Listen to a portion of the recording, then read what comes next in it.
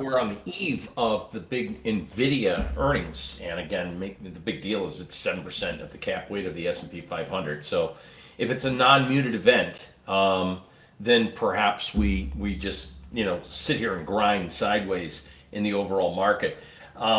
There are a couple things that there's some interest in the 140, 150 call spreads that expire this week. As well, there's interest in the 120, 110 downside put spreads. Bottom line is, I'm more of a long-term buyer of NVIDIA, and I'm stepping out of this particular earnings event. It just, to me, I think it's too hyped up. There's just an enormous amount of open interest, not a pickup of unusual volume activity. That's just my explanation. But I do have two other plays that I think might be a better, higher probability play, and I'll get into that in just a minute. What I wanted to just share with you is we had this big spike in vol based on the, as everyone says, what foreign central banks can cause. The Japanese Bank of Japan raising rates, and then it made all the folks, the carry trade basically is those who borrowed money at next to zero interest rate in Japan, used that money, took the cash out, and invested elsewhere. So when interest rates adjust like that, there's going to be, books have to be liquidated, money has to be raised, and it sends shockwaves in the market. And that was what we got, and that shockwave. But here's the thing. I want to focus on the volatility VXX, which is the ETN that trades off of VIX futures, which the VIX futures trades off of the VIX itself, the fear index. So I look at the on-balance volume. The reason I look at the VXX, it's a tradable instrument. We can look at the volume patterns. And what I wanted to point out was this period of time from March until literally the following March, 1 year, we just set without any type of major correction or volume shift in the market for over a year. No one was interested in getting downside protection in the market. What's interesting now is from last September, again, September of 23, look at the volume and look at the spikes that we've seen along the way in volatility. Now, this is the on-balance volume indicator. It definitely reflects net changes in interest. What I find interesting is that through the last year, we have a down, kind of an overall downdraft with a couple spikes of activity. But even though we had this big spike on August 12th, and again, volatility came right back down, the volume trend has not. So there's still an anticipation, that's what the reading is, of increased volatility in the sense of there's a correction somewhere that people are still leery of in this market. Septembers are generally a rough month for equities in the last 4 years. September's had general pullbacks in both the S&P and the Qs. And so maybe that's what we're waiting for, not just necessarily NVIDIA. Maybe it's the inflation data from the consumer price components for income and spending that come out Friday, the PCE index, personal consumption expenditures is what it's called. Also, moving forward, because Jay Powell, even though the Fed said that they are going to move on interest rates and that their policy has shifted, he also said, but we're also data dependent. So if the job number, it's going to be interesting to see what revisions come out. And I think the last point that I want to make is we've been free, believe it or not, and it doesn't seem that way with the Republican convention and then the Democratic convention, but we've been free and absent of the fiscal policy side of Congress, which has been on vacation. So if you think about it, we haven't heard anything from the Speaker of the House, and there hasn't been hearings, and et cetera, and they come back September 9th, and that's generally what can happen. We start to hear policy shifts and, again, more political rhetoric as this campaign, the presidential election, goes on. So September can be quite the volatile move, so let's not get too complacent about thinking that the world revolves around NVIDIA, one stock. It hasn't really moved. We've got it stuck in this trading range, and it's been that way. This is my screen for our live trading room. The S&Ps are stuck in a trading range between the August 22nd high and again the August 21st low. So that's where we stand. Snowflake Software Enterprise is not really moving much. MongoDB has earnings out this week. I'm thinking we got a downdraft into at least the 230. I'm a big believer of buying MongoDB on substantial weakness. There's a couple trades here that we saw with PDD, which is the parent company of Temu, which sells retail apparel and other items on Amazon and through other sites. They came out with top line, bottom line beat on earnings, gave out a bad guidance. The stock just got absolutely raped, pillaged, and mowed over. This stock is down 50%. It's always been a wildebeest of volatility, and I just want to go through a couple things. The October 85 strike puts are pretty cheap right now. And I mean, you're not too far from that. The breakdown on the implied, or at least the volume action, excuse me, with using OBV suggests there might be a little bit more relative weakness.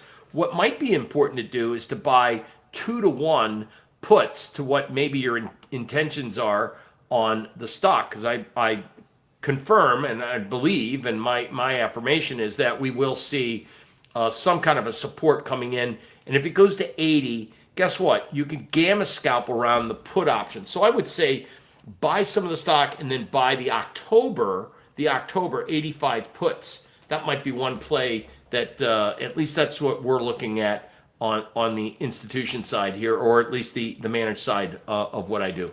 In the meantime, let's take a look at a couple trades that I think you might find interesting. This is one that's coming. It's Square. I don't know if we've mentioned it to you guys before, but Square has some interesting upside potential. If it can break out of this swing high, it's going up to a minimum objective 70 and then 72. So with Square, I like the September 20th 70-75 call spreads for $1.05. Let's wait at least into next week. And then, so again, there's September 20th. So I'll probably follow up with you guys on that particular one in lieu of trading in NVDA, which I guess you could do an iron condor if you believe it's going to stay within its range of an implied move, or just kind of look at something else. And here's the thing that I think might be worthy of taking a look at in like in kind. PSTG is, again, Pure Storage. Pure Storage is one that is got some decent volume trend. It's also had this kind of like lower open traded higher type of story to it. Trend, consolidation, and if it does continue the breakout mode, I mean, I've got at the very least a 67. Now, I think it's got a lot more coming than 67. And in looking at September 20th options here as well, this is one that could actually take out a new high. Now, I'm not a big fan of this, but I think the September 20th, maybe the 65 option, maybe we look at the 65-70 bull call spreads there for Pure Storage, might be a play in the market. Overnight action today, we had AMBA, Ambarella is a semiconductor. It's up 3%, I believe, or maybe it's up a little bit more. I take that back. I thought, let's double check my work here. Ouch. Yeah, it's only up 22% in the after hour market at 62.90. So could that be a precursor to NVIDIA?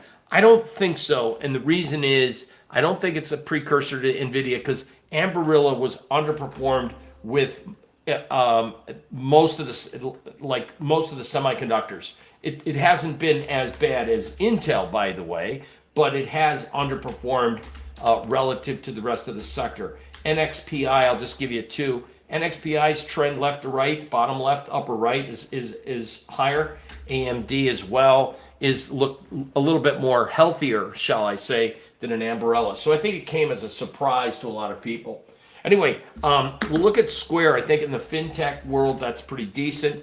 Last night, just as a reminder, I gave out some unusual volume activity in Best Buy, Foot Locker, and Affirm. Today, Affirm, AFRM, was up just a tad. And it looks like it wants to break out a little bit more. The volume trend is leading price, and that's impressive. Volume generally tends to lead prices. So that's what we got going on for tomorrow. I think, again, Square, Pure Storage, and we'll be watchful for those option trades on Best Buy, Foot Locker, and Affirm. As far as NVIDIA is concerned, I'm a buyer on NVIDIA more so and getting, I would be more aggressive as a buyer. NVDA disclosure, we're long NVIDIA anyway from a lot lower levels, like probably the rest of the world. If this market pulls out one of these trend consolidation and breaks out of this resistance, it actually does measure a move up to 150. So if you believe in a breakout of epic proportions could happen with this particular company. I mean, God knows they've never, in my recollection, over the last year and a half, given out a bad guidance. If they do come out and really nail the top line, bottom line revenue, plus give out their next level chip is going to come out earlier than what they announced in their last quarterly statement. We're talking, I think the street's just going to get uber excited, and this thing could easily get up to 150. Otherwise, if it comes back down into 103, 105, I'm a buyer of the stock down there on relative weakness. And that's, you could play if you want to just be one-sided, play the 140, 150 call spreads. Again, earnings on NVIDIA come out tomorrow after the close, so you have a lot to concern yourself with.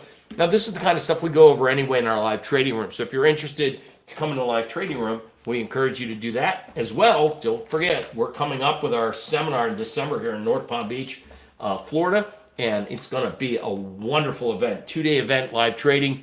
Get to hear some of my option gamma scalp type trades, and we'll be looking at how to take advantage of extended hour trading.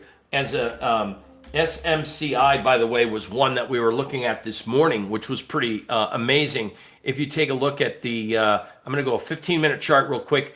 If you don't have your settings on equities to extended hour, you won't see what really is going on. Look at that low. In the extended hour, right at 9:15 this morning, this stock, Supermicro, was at 495 and just popped straight up. So again, there's almost, it seems, better in extended hour trading sometimes, and you got to be aware of that on these exciting market events. And again, NVIDIA will be probably one of those examples tomorrow after earnings. Thanks for listening. And again, if you like what you see, you like what you hear, give us a thumbs up. Don't forget to subscribe. We'll see you at the next video.